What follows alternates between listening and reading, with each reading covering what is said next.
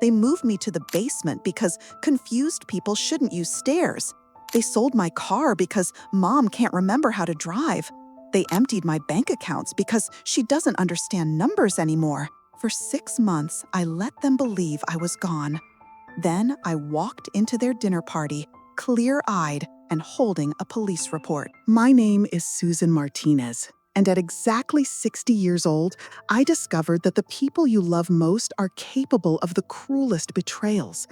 I had lived in Napa Valley for 3 decades before moving to Los Angeles to be closer to my son Richard and his wife Monica. That move, which I thought would bring me comfort in my golden years, became the stage for the most devastating performance of my life, one where I played the victim to uncover the predators in my own family. The transformation of my life began subtly, like cancer cells dividing invisibly before the tumor becomes noticeable. Richard had always been ambitious, but after marrying Monica 3 years ago, his ambition had morphed into something darker, hungrier. Monica was 38, a real estate agent with perfectly veneered teeth and an Instagram account full of motivational quotes about success and abundance. She had expensive tastes that Richard's salary as a mid-level marketing manager couldn't satisfy, and I had made the mistake of letting them know about my financial situation. The estate in Napa had sold for $2.3 million. My late husband Eduardo's life insurance and investments had left me with another $2 million in liquid assets. I wasn't flashy about it. I lived modestly, drove a simple Toyota Camry, and wore the same clothes I'd worn for years. But Monica had done her research. She knew exactly what I was worth, down to the penny. The first sign of trouble came during a Sunday dinner at their house in Brentwood. I had forgotten to bring the dessert I'd promised, a simple lapse that happens to everyone. Monica exchanged a look with Richard, a quick flicker of something I couldn't quite identify. Later, I overheard her in the kitchen saying, "She's been forgetting a lot lately. Maybe we should be concerned." The seed was being planted. Over the next few weeks, they began constructing a narrative. Every normal moment of forgetfulness was documented, discussed, pathologized. I misplaced my reading glasses. Monica found them and made a show of her concern. I called Richard by his father's name once, a simple slip of the tongue when I was tired. He wrote it down in a notebook I later found. They were building a case, brick by brick, and I didn't realize it until I accidentally discovered their plan. It was a Thursday evening. I had come over for dinner but arrived early. The front door was unlocked, and I walked in to hear them in the study. Monica's voice was clear and calculating. "Dr. Brennan says if we document everything for 6 months, we can file for conservatorship. With her assets, we could pay off the house, invest in the Santa Monica property, and still have enough for the lifestyle we deserve." Richard's response chilled me to my core. "She's my mother, Monica. This feels wrong." "She's going to lose it all anyway," Monica replied. "Would you rather it go to medical bills and nursing homes or to us? We're her family. We deserve it." There was a pause. Then Richard's voice, defeated. "You're right. How do we make it convincing?" I stood frozen in their hallway, my hand over my mouth to stifle any sound.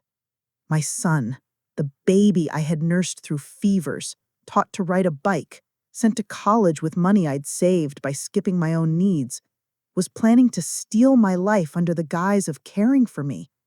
The betrayal was so complete, so devastating, that for a moment I actually wished I did have Alzheimer's, just so I wouldn't have to feel this pain. But pain, I learned that day, can be transformed into purpose. I left silently, drove home, and made a decision. If they wanted to see me deteriorate, I would give them the performance of a lifetime. But first, I needed to prepare. I installed hidden cameras throughout my house, tiny, undetectable ones that uploaded directly to a cloud server. I opened a new bank account under a trust that Monica wouldn't know to look for, moving the bulk of my money quietly. I hired a private investigator to document everything. And then I began my descent into confusion. The next time I saw them, I called Monica by the wrong name. I asked Richard about his job at a company he'd left 5 years ago. I put my keys in the refrigerator and searched for them frantically. Each act was calculated, precise, but delivered with the confused desperation of someone losing their grip on reality. Monica's eyes lit up with every mistake. She started a journal, which she showed to Richard with barely concealed excitement. Within a month, they had convinced me to give Richard access to my main bank account, to help with bills. I agreed readily, too readily, playing the grateful, confused mother. They didn't know about the other accounts, the ones holding 90% of my assets. I let them drain the visible account slowly, documenting every withdrawal, every transfer to their own accounts. The private investigator, a former FBI agent named David Chen, was thorough in his documentation. The cruelty escalated gradually. First, they convinced me I wasn't safe driving.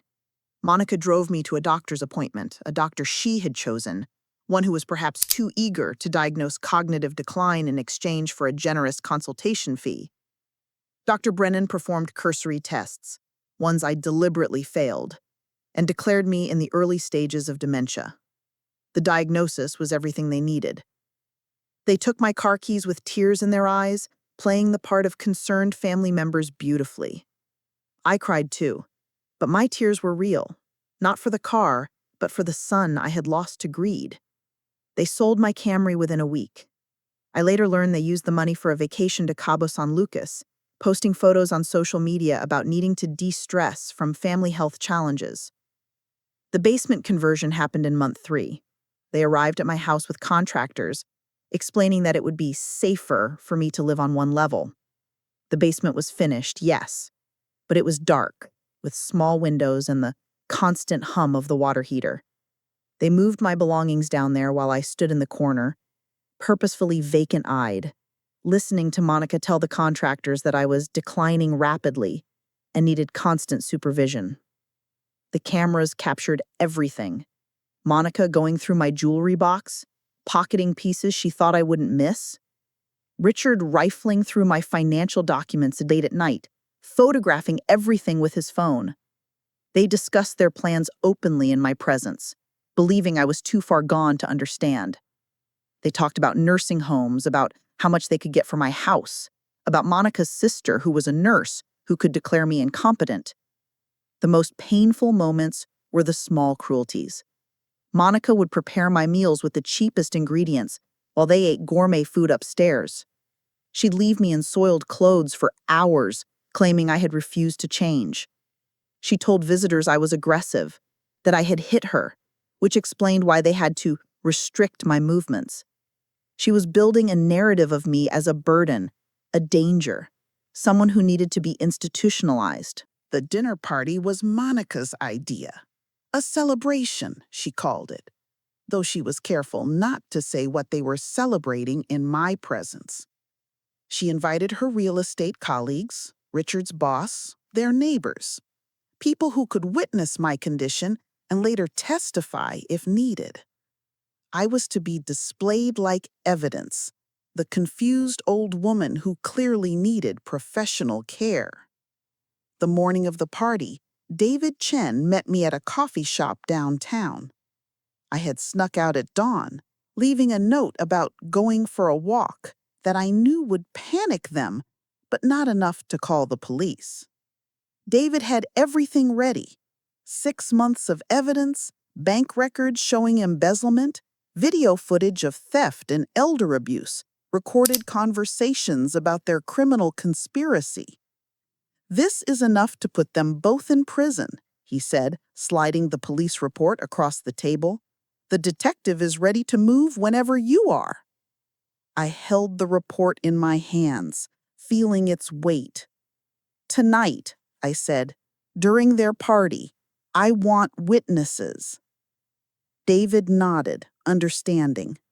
"The detective will be there at 8. Are you sure you want to do it this way?" I thought about Richard as a little boy, afraid of thunderstorms, crawling into my bed for comfort. I thought about teaching him to be good, to be kind, to be honest. Somewhere, that little boy was gone, consumed by the man who had chosen greed over love. I'm sure, I said.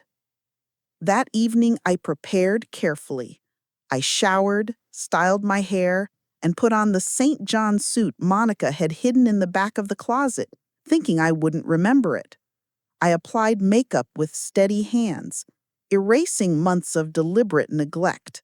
I looked in the mirror and saw myself again. Susan Martinez, former bank executive, mother, survivor. I could hear the party upstairs, the laughter and conversation. Monica's voice carried, telling someone about the challenges of caring for me, how heartbreaking it was to watch my decline. Richard was playing the devoted son, accepting condolences and praise for his sacrifice. At exactly 8 o'clock, I walked up the basement stairs. The living room was full of people, perhaps 20 guests in cocktail attire. Monica was in the middle of a story about finding me trying to cook at 3 a.m. when she saw me. The wine glass in her hand trembled, sending Merlot splashing onto her white dress. "Susan," she stammered, "you should be resting."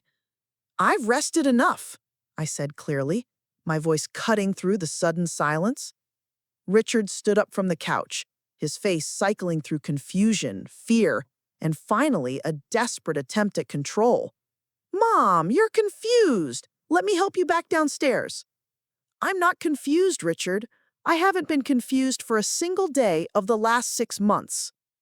The room was absolutely still. I pulled out my phone and connected it to their smart TV, a feature Monica had shown me months ago, not knowing I was filing away every piece of information. The screen filled with video footage, Monica stealing my jewelry, Richard photographing my financial documents, the two of them discussing how to have me declared incompetent. Every conversation, every theft, every moment of calculated cruelty, I said, my voice steady despite the tears streaming down my face. 6 months of evidence, 6 months of watching my son transform into someone I don't recognize. Monica lunged for the TV remote, but I held up the police report. "Detective Sarah Morgan is already on her way. Embezzlement, elder abuse, fraud, conspiracy to commit financial crimes. You're looking at 15 to 20 years." The doorbell rang. Richard's boss was closest to the door, and he opened it to reveal Detective Morgan and 2 uniformed officers. The party guests pressed against the walls, some recording on their phones, all witnessing the complete destruction of the facade Richard and Monica had built. "Richard Martinez and Monica Martinez?" Detective Morgan asked, though she knew exactly who they were. Monica tried to run, a pathetic attempt that ended with her tripping over her own heels. Richard didn't move. He stared at me with eyes that finally showed recognition, not of my clarity, but of his own choices. "Mom," he said quietly, his voice breaking, "I'm sorry." "No," I replied, my voice firm despite my shattering heart. "You're not sorry. You're caught." The arrests were efficient, clinical. The guests dispersed quickly, murmuring their shock and recording every moment for social media. Within hours, the story would be everywhere. The son and daughter-in-law who tried to steal millions by faking their mother's dementia, only to discover she had been documenting their crimes all along. The house felt different once everyone was gone. I stood in my living room, my actual living room, not the basement prison they'd created for me, and looked at the family photos still on the mantle. Richard's college graduation, his wedding, vacation photos from happier times. I took them down one by one, not with anger, but with a sense of finality. These were photos of people who no longer existed. David Chen called the next morning. "Monica is trying to claim you manipulated them, that you really do have dementia and this was a delusion. But the medical records from your actual doctor show perfect cognitive function. She's desperate." I wasn't surprised. Monica had always been a fighter, just not an honest one. The prosecutor, a woman named Janet Liu, who specialized in elder abuse cases, was confident. The evidence was overwhelming, the witnesses numerous, and the bank records clear. They had stolen $347,000 over 6 months, every penny documented and traceable. The trial was swift. Monica's family tried to post bail but couldn't meet the amount. Richard's company fired him immediately, his reputation destroyed beyond repair. They tried to plead down, but I refused any deal that didn't include significant jail time. The judge, a woman in her 70s, who looked at me with understanding, sentenced Monica to 12 years and Richard to 8, with mandatory restitution. The day of sentencing, Richard asked to speak with me. Against my lawyer's advice, I agreed. He was in an orange jumpsuit, his hands cuffed, looking nothing like the successful man he'd portrayed himself to be. We sat across from each other in a sterile room, a guard watching from the corner. He asked, "Why didn't you just give us the money?" His voice small and confused. "You have so much." "Because it was never about the money, Richard. It was about trust, about love, about family. You didn't just try to steal my assets. You tried to steal my dignity, my autonomy, my identity. You were willing to destroy me for money." Monica said. Monica said what you wanted to hear because you wanted the same thing she did. Don't blame her for choices you made freely. He started crying then, the tears of a man who had lost everything by trying to take everything. I felt no satisfaction, only a deep, endless grief for the son I had raised and lost to greed. I moved back to Napa after the trial. The house in Los Angeles sold quickly, and I donated the proceeds to a foundation for elder abuse victims. The basement where they had kept me was converted into a proper apartment by the new owners, erasing the last physical reminder of those 6 months. I live quietly now, in a smaller house with a garden view of the valley. I have new security systems, new lawyers, new safeguards. But more importantly, I have new purpose. I speak at senior centers about recognizing the signs of financial abuse. I work with prosecutors on similar cases. I tell my story not for sympathy, but as a warning. The people who hurt you most are often the ones you trust most. Monica was released after serving 5 years, early parole for good behavior. She moved to Arizona, started over. I heard she's selling used cars now, a fitting career for someone so comfortable with deception. Richard serves his full sentence, no early release. He writes me letters I don't open, envelopes I mark return to sender without hesitation. Sometimes I dream about him as a little boy, before Monica, before the greed, before the betrayal. In those dreams, he's warning me about strangers, telling me to be careful, promising to always protect me. I wake from those dreams with tears on my pillow, mourning not just what was lost, but what never really existed. The Alzheimer's Act was the hardest role I ever played, not because of the pretending, but because of what it revealed. I discovered that love can be a weapon, that trust can be a trap, and that sometimes the only way to save yourself is to let others believe you're already lost. But I also discovered my own strength, my own worth, and my own capacity to survive even the deepest betrayal. I'm 66 now, still sharp, still clear, still here. The basement is a distant memory, the confusion an act I've gratefully retired. I water my garden, read my books, and live each day with the hard-won knowledge that I am nobody's victim, nobody's mark, nobody's forgotten old woman in the basement. I am Susan Martinez. I survived my son's betrayal. I exposed their crimes. I reclaimed my life. And I remember everything.